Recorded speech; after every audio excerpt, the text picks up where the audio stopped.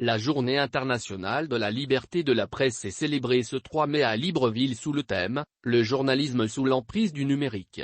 Face à l'émergence de nouveaux canaux de communication offerts par le numérique, le ministre de la Communication a souligné l'importance d'un journalisme libre, fiable et responsable.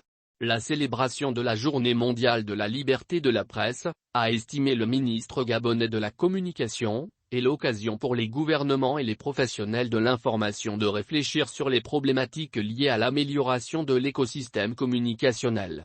Si dans son allocution de circonstance Pascal Ouani-Ambourou a assuré que pour le gouvernement la communication est un outil essentiel et indispensable en vue d'une société plus apaisée, plus dynamique et plus émancipée, il considère que les journalistes devraient consciencieusement remplir cette mission.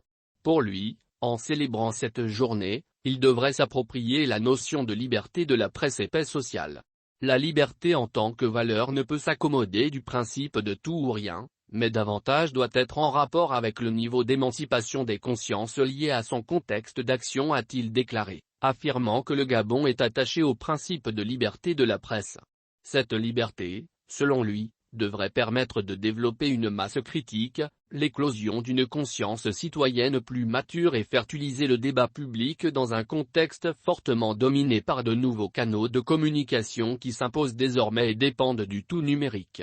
Cette édition 2022 se célèbre d'ailleurs sous le thème « Le journalisme sous l'emprise du numérique ». Pascal Ouani-Ambourou y voit un défi d'arrimage à la mondialisation de l'information qui s'impose désormais dans un monde de plus dématérialisé et outrancièrement numérisé. Il parle d'une révolution numérique consolidée par les événements liés à la crise sanitaire du Covid-19 rendant désuète l'infrastructure de la communication traditionnelle.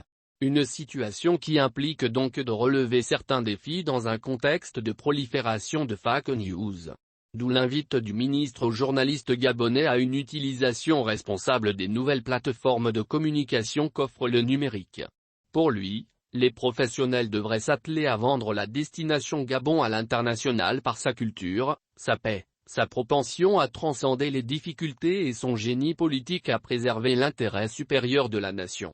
Si la migration numérique est un impératif, Pascal Ouani-Ambourou assure que le gouvernement en est conscient.